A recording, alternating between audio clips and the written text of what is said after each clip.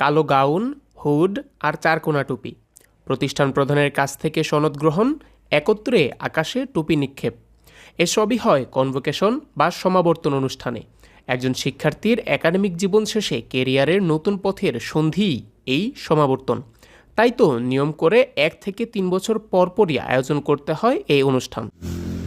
তবে 2006 সালে প্রতিষ্ঠিত ময়মনসিংহের জাতীয় কবি কাজী নজরুল ইসলাম বিশ্ববিদ্যালয়ে সমাবর্তন হয়েছে মাত্র একবার।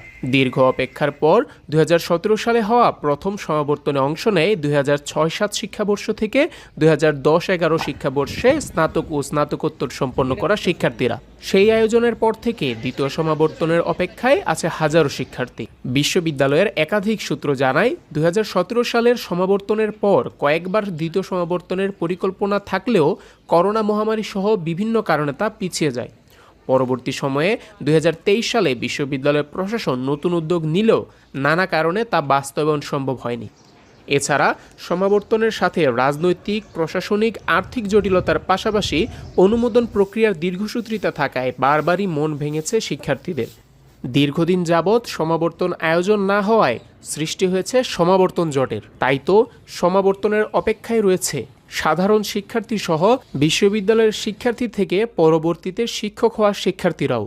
যদি রেগুলার ইন্টারভালে সমাবর্তন হয় তাহলে আমাদের বিশ্ববিদ্যালয়ের সাবেক শিক্ষার্থীদের সাথে বর্তমান শিক্ষার্থীদের একটি স্ট্রং নেটওয়ার্কিং গড়ে উঠবে।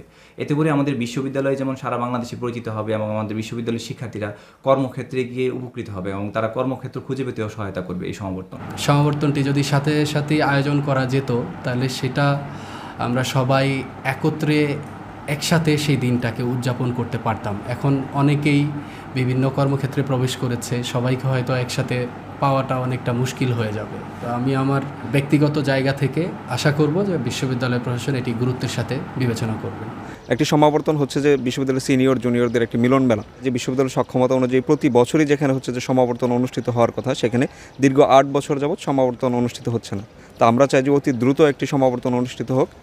বর্তমানে দেশের রাজনৈতিক পরিস্থিতি এবং প্রশাসনিক সিদ্ধান্তের কারণে অদূর ভবিষ্যতে সমাবর্তনের জন্য আরও অপেক্ষা করতে হবে বলেই মনে করছেন সংশ্লিষ্টরা। করোনা পিরিয়ড গেল, তারপর হলো গত বিসির আমলে একটা চেষ্টা করেও জাতীয় নির্বাচন ওই কারণে আয়োজন করতে পারেনি।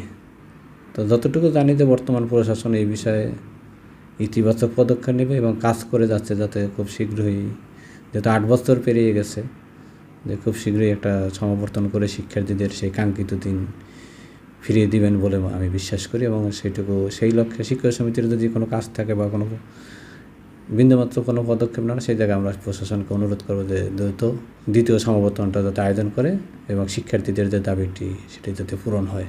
তবে সমাবর্তন বিষয়ে হাতে সময় রেখে সুচিন্তিত সিদ্ধান্ত নিতে চান বিশ্ববিদ্যালয়ের নতুন উপাচার্য অধ্যাপক ডক্টর মোহাম্মদ জাহাঙ্গীর আলম। কিন্তু যেহেতু এই প্রশাসন পরিবর্তিত পরিস্থিতিতে বিশ্ববিদ্যালয়ের দায়িত্বভার গ্রহণ করেছে, তো এই পরিস্থিতিতে সমাবর্তন নিয়ে মাথায় যে নাই তাই না চিন্তা মাথায় আছে, কিন্তু এটা কখন কীভাবে করব, এর সাথে আনুষঙ্গিক যে অন্যান্য বিষয়গুলোও দেখতে হবে, ফাইন্যান্সিয়াল বিষয়।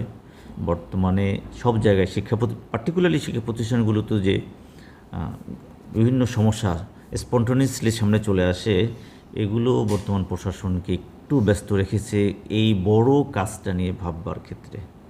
আমাদের মাথায় আছে আমরা সুবিধাজনক সময়ে এ বিষয়ে একটি সুচিন্তিত, সামনে সময়কে হাতে রেখে একটা সুচিন্তিত সিদ্ধান্ত নেব।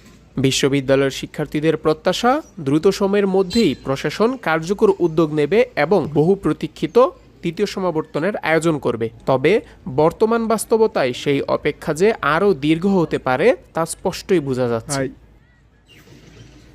Rohan Chishti, NTV online.